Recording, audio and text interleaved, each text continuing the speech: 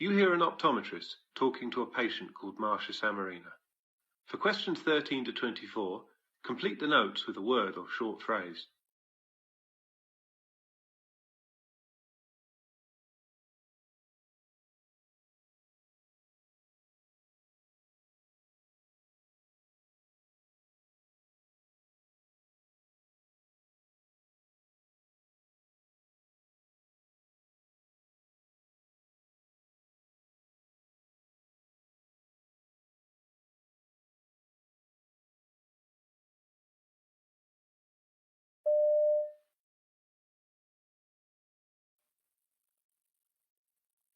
Now, Jane, just before we begin, can I start by asking you your age?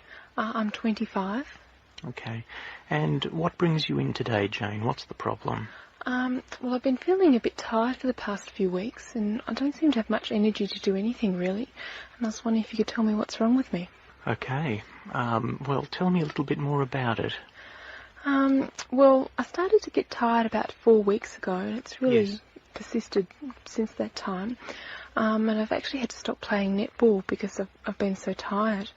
When it started off, I had some aches and pains in my muscles, and but they seem to have settled down now, and it's really just the tiredness that's persisting.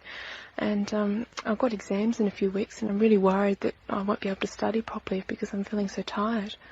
I see. Goodness, that must be very distressing for you. Yeah, it's really worrying me. Yeah. What are you studying? I'm a social work student. I see. Well, tell me, apart from the aches and pains that you noticed initially with this illness, was there anything else in particular that you'd noticed? Well, it sort of started quite suddenly, really, and when it started, I had a bit of a cold, a bit of a blocked up head and a runny nose. And I actually went to the doctor at Student Health at the university, and he said I just had a virus and I didn't need any treatment and it would go away. And he didn't do anything else than that, really. Right, okay. So at the moment, just to let me clarify again, the main problem now is tiredness. All of the other symptoms have settled down. Yeah, just really tired, and I can't do anything, really. Right, okay. Well, just before I actually start examining you, can I ask you a few just general questions before we get started, okay? Mm-hmm. What's your appetite and weight been like? My appetite's been fine. I've been eating the same amount, and my weight's steady. Okay, and have you been running any fevers recently? No. 4 weeks ago when I had a bit of a cold, I thought I had a bit of a temperature then, but nothing now. Okay. And your bowel habits? I've been regular. Regular, that's good. All right, well look, I think at this stage I'd like to have a bit of a look at you, and we'll talk about things after that, okay? All right. Right, Jane. Having had a look at you, I think really the major things that are noticeable are that you've got some scattered glands around your body, okay, those lumps that I felt in the neck, armpits and down in the groin regions, and you may have also noticed a bit of discomfort up in the left side of your abdomen, high up, when I was feeling. And that is the site of an organ called the spleen, which is also a type of gland which is also enlarged, okay? So what does that mean? I think all of these really point to some form of viral illness, quite possibly glandular fever. Okay. I was just going to ask as well, are you absolutely sure it's glandular fever? It's highly suggestive, okay. I can't be totally certain at this stage without really doing some tests to confirm it, and I think that would be a good idea to do. What sort of tests are they? It's a blood test, and it will involve a small sample of blood being taken. Really, what I'll do is do a specific test for glandular fever as well as looking at your blood in general to make sure that there are no other possible problems there. And that can tell for sure if it's glandular fever? Yes, that's correct. Right. And when you do the blood test, can you see if I'm anemic as well? Yes, certainly. Is that a particular concern of yours? Yeah, well, I've been having all those ads on the TV, you know, about if you don't eat enough meat, then you might be anemic, especially if you're tired. And I was wondering if that was my problem as well.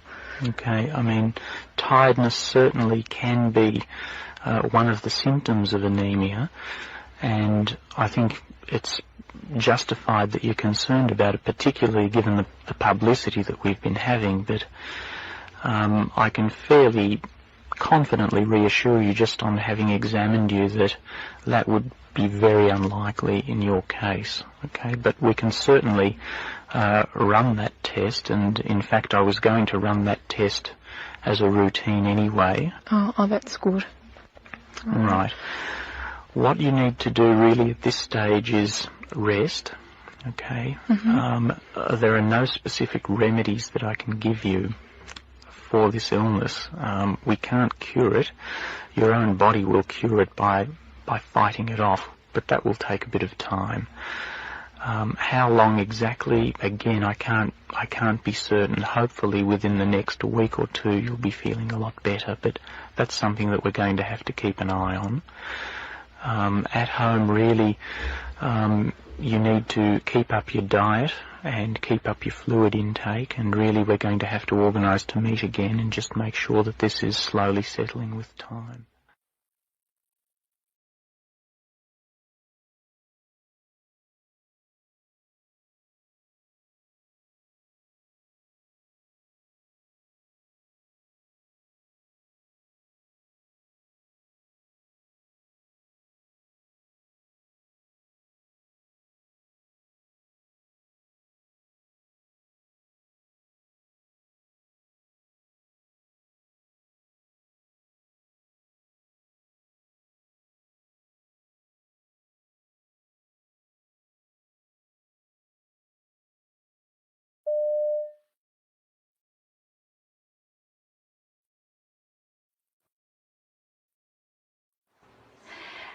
So, Anita, what has brought you to counselling? So, I've been in a relationship with somebody for about 6 months. Okay. I wanted us to move forward with our relationship and, get married, and he's not on the same page as me, and it's causing a lot of tension. And then in addition to that, my mother's very unwell, so I have a lot of things to deal with at home with her as well, and then my boss is putting a lot of pressure on me to deliver everything on time, and so I'm just having some trouble juggling everything at the moment. Yeah. And I can see that all of these combined are making you feel quite overwhelmed. Oh, very. And it's just really, there are some times when I just come home and I have to deal with my mother and I have to deal with my relationship, and then I have to go to work the next day, and I'm having trouble with that, and it just makes me really upset. Okay, yeah. And I'm wondering, Anita, how long have you been dealing with all of these issues? It's probably ramped up in the last 3 months, but I've been in my relationship for 6 months, and my mum's been sick for the last 3-4 months, so it's not that new, but it's now starting to get worse. So yeah.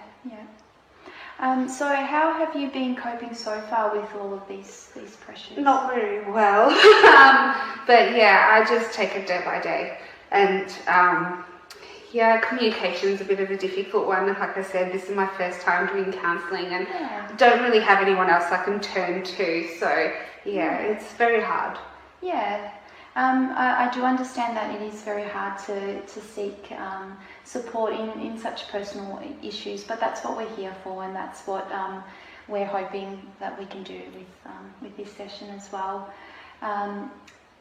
So, given that this session's very different to the other ones, I just wanted to know, you told me that you are experiencing some concerns with your partner because you want to move forward and he's not in the same place as you, and your mother's quite sick, and you're looking after her as well, so that's an area of concern for you.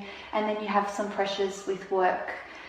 So I'm just wondering if we could prioritise any of those concerns. What would the biggest concern be? Well, probably dealing with my mother and my relationship are probably quite equal, because my mother's also putting a lot of pressure on me to get married. Obviously she's not well, so you know, she wants to see her family happy. Yeah. Dealing with that situation is probably the number one thing for me at the moment, and the work thing I can deal with because I try not to bring work home, but obviously that's a bit hard too. Yeah. So when you say dealing with that concern, do you mean working the relationship with your mother or the relationship with your partner? Probably with my partner first, because I feel like I'm putting a lot of pressure on him because of what's happening with my mother. Yeah. Okay. So what we can do is, if it's okay with you, focus on that area first, and we will look at all the areas that are overwhelming you, but we can start by working on that issue first, if that's okay. Yeah? Yep. Excellent.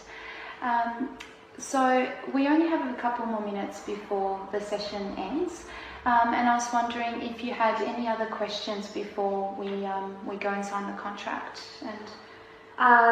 No, just maybe in terms of the number of counselling sessions I'll need. I know you said that the first 6 are free, but obviously money is a bit of a factor as well. So what happens if I have to go over the 6 sessions?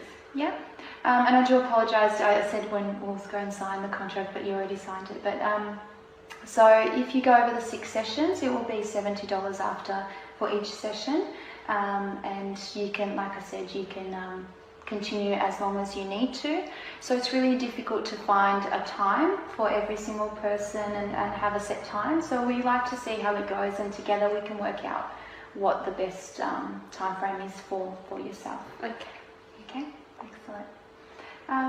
So if you don't have any other questions, we can book another timing next week for you. Yeah, definitely. Thanks. Do I speak to reception about that? Yeah, well, I'll come out with you and we can sort that out. Great, thank you. Okay, it was lovely meeting you, Nice and meeting thank you you so too. much for opening up and having that chat with me.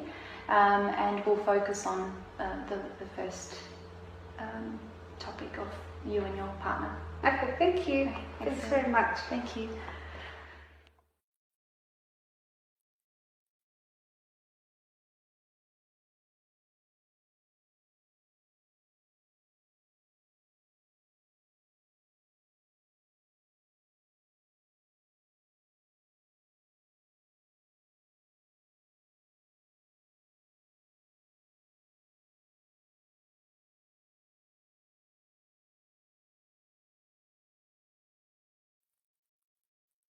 Part B, questions 25 to 30. In this part of the test, you'll hear 6 different extracts. In each extract, you'll hear people talking in a different healthcare setting. For questions 25 to 30, choose the answer A, B, or C, which fits best according to what you hear. Now look at question 25. Now, read the question.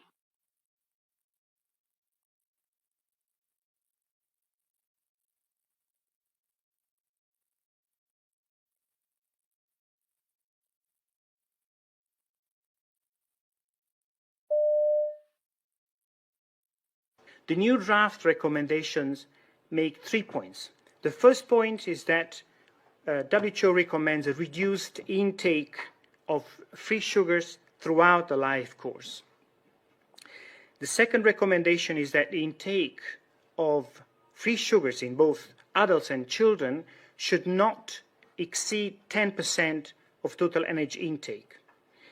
But we also make a third recommendation, and that is that a further reduction to less than 5% of total energy gives additional health benefits. We know that dietary risk factors are very important factors for the risk of non-communicable disease. We have an epidemic of non-communicable diseases. We have at the moment 36 million people dying from non-communicable diseases, most of them in the developing world, 80%. We have a projection of 50 million for 2030, so it's huge.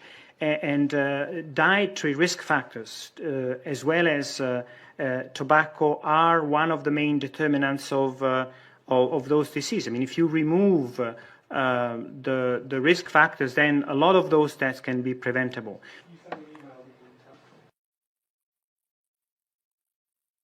Question 26. Now, read the question.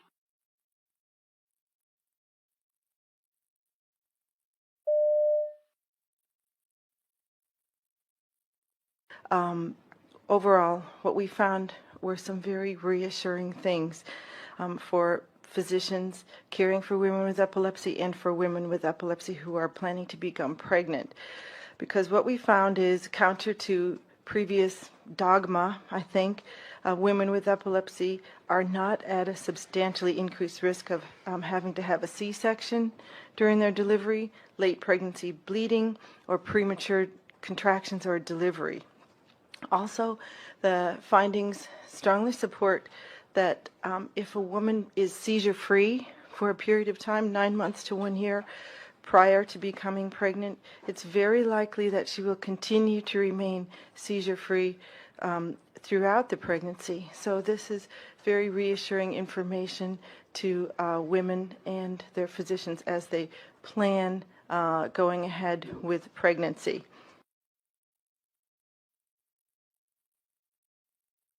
Question 27. Now read the question.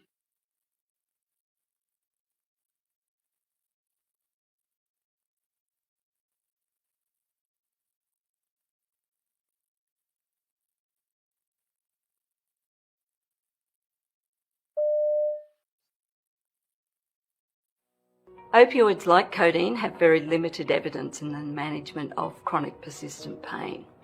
I think our role in the pharmacy is to have the conversation with patients to help them understand the biopsychosocial model of chronic pain and to shift their expectations towards improving their function rather than expecting a cure of their pain.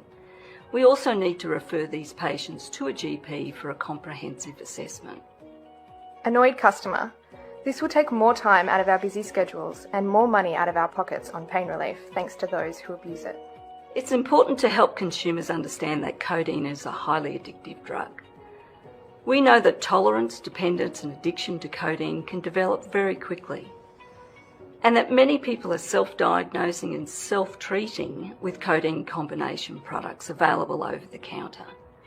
I think it's important that we can reassure patients that there are alternatives available in the pharmacy and that if they do need codeine-containing products, that they can still get them on prescription from their GP. Question 28. Now read the question.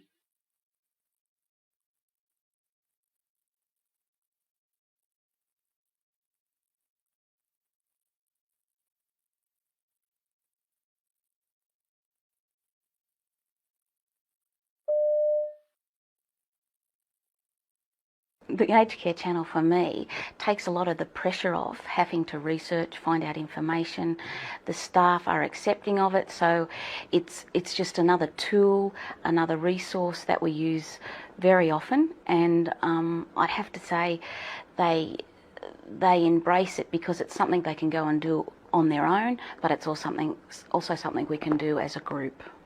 The aged care channel is pivotal in our training and development resources. It's something that we use all the time. It's part of induction, it's part of ongoing education, it helps registered nurses with their ongoing professional learning. We couldn't do without it. The aged care channel is a great part of our training and development resource. It's the biggest part. We certainly have libraries, lending libraries in each facility. As I said, it's part of the induction progress, so it's pivotal. We couldn't do without it. The channel to me is a different tool. We don't have the equipment or the skills to make DVDs or live television, so it brings another type of learning, because everyone learns differently, right into rooms right across the villages. So for us it's a different method, and a lot of the staff really respond to that rather than someone just talking at them. So the interaction, the acting, the scenario all adds to the learning.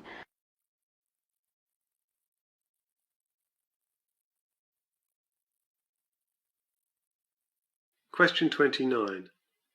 Now read the question.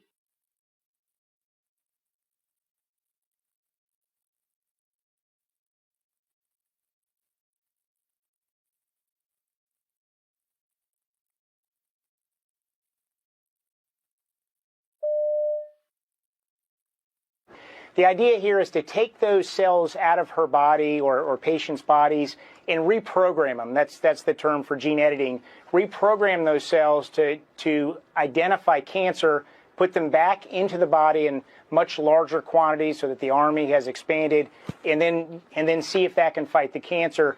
It's been an early story over the last couple of years, but the early results are quite promising in leukemia and lymphoma. We've seen a couple of years ago in melanoma, and studies are now getting started in other cancers like ovarian cancer, breast cancer, pancreatic cancer. Very exciting story. We, at our center in Nashville, just 6 days ago, opened a trial in the community for patients with lymphoma. So a very exciting time. Well, we've always known that there's a genetic link to a number of cancers. The big struggle is identifying whether a particular genetic abnormality in an individual, say at an early point in their life, is going to lead to the development of cancer. So we know for several cancers there's a high risk with certain genes. I guess the one that has caught a lot of attention over the last several years has been what's called the BRCA or BRCA genetic alterations that lead to an increased risk for breast cancer and ovarian cancer.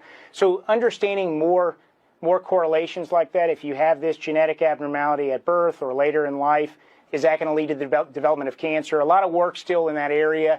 We're learning it's a combination of those genetic risks and probably environmental risks as well. So it may not just be one thing that leads to the development of cancer for the majority of people. Question 30. Now read the question.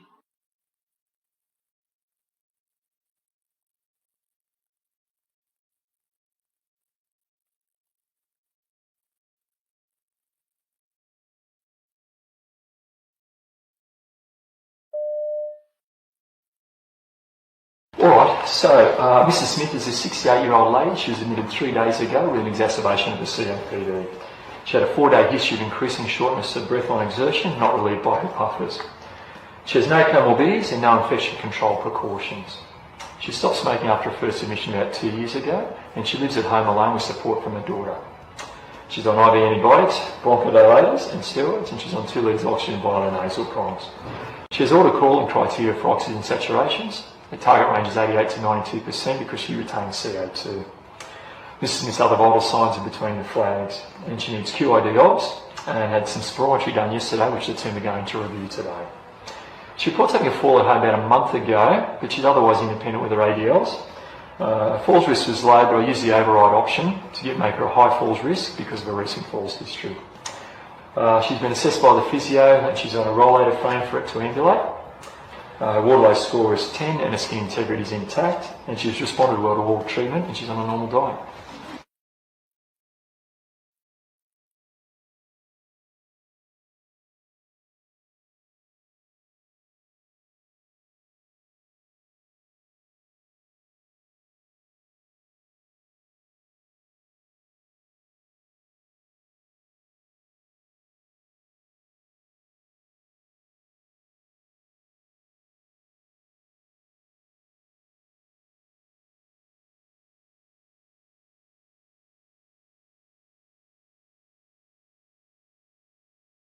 That is the end of Part B.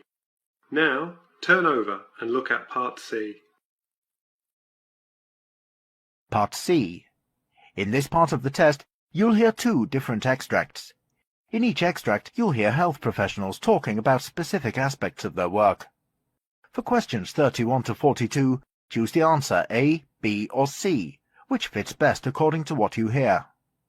Complete the answers as you listen to the audio. Now, look at Extract 1. Extract 1, questions 31 to 36.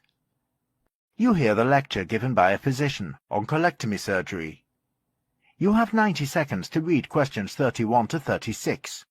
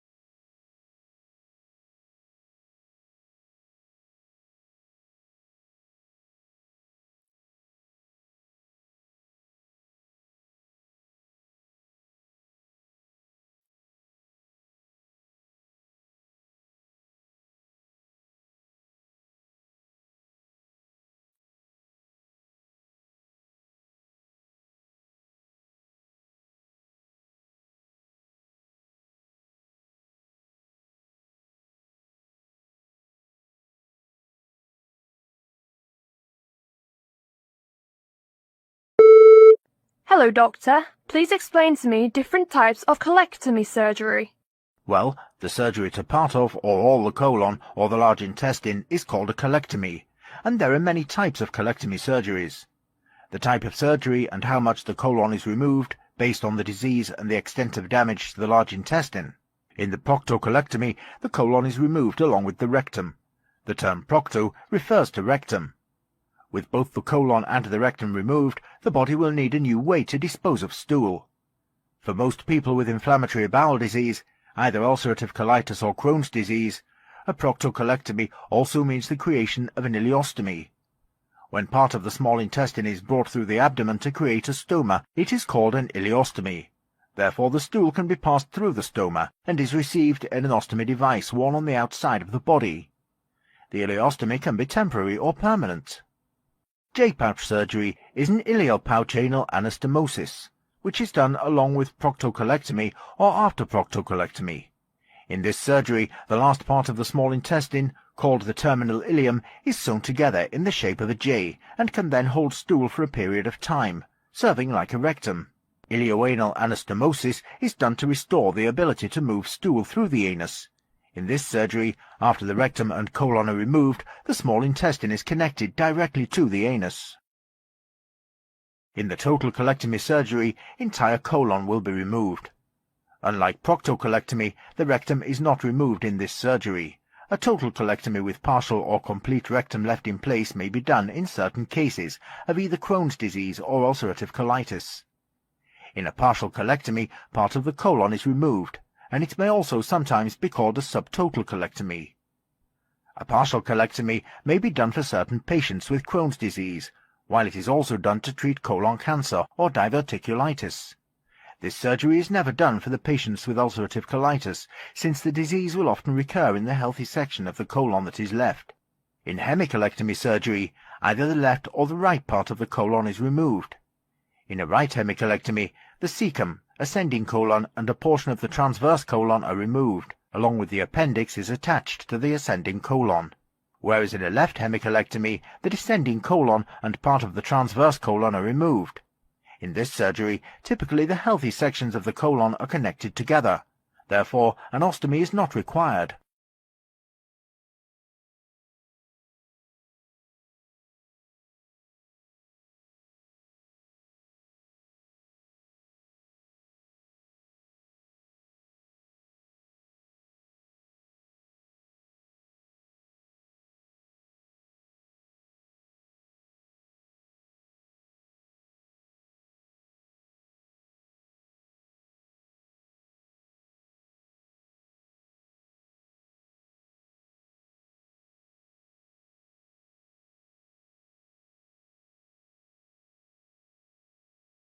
Now, look at extract 2.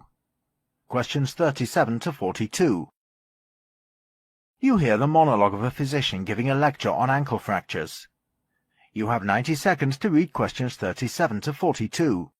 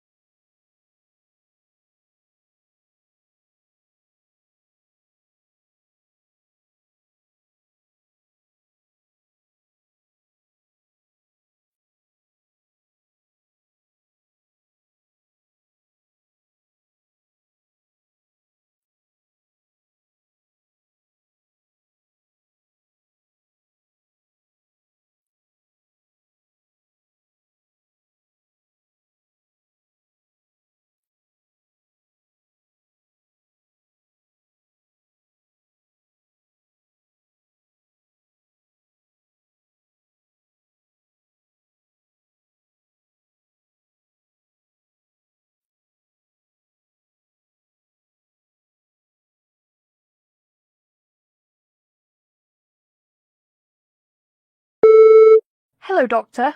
What are the types of ankle fractures? There are different types of ankle fractures, and treatments vary significantly based on the location and severity of the injury.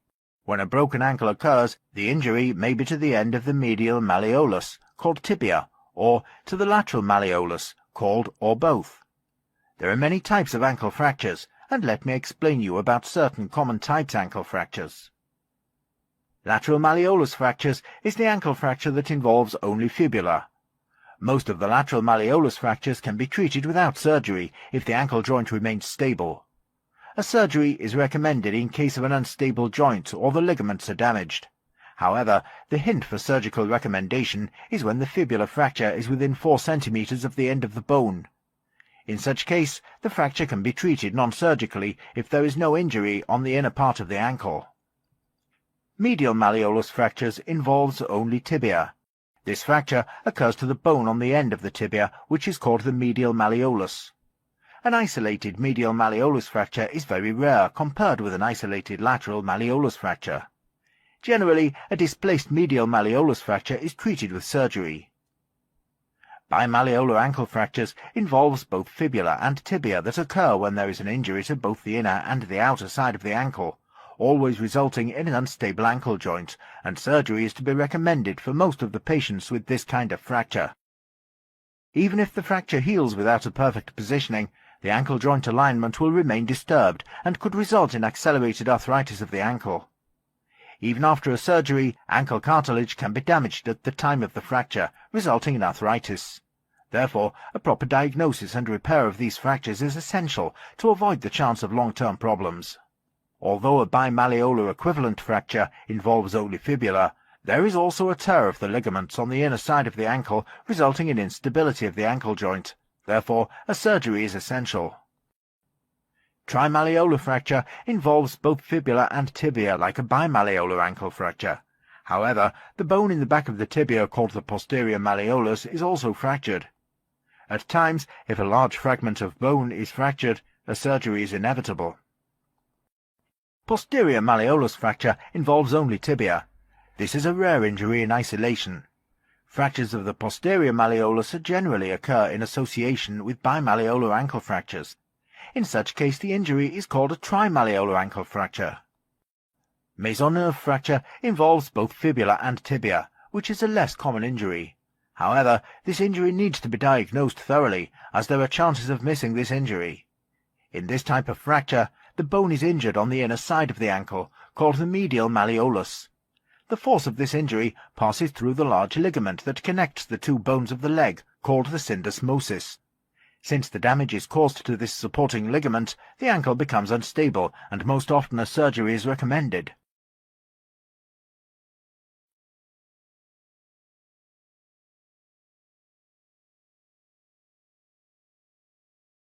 This is the end of Part C. You now have 2 minutes to check your answers.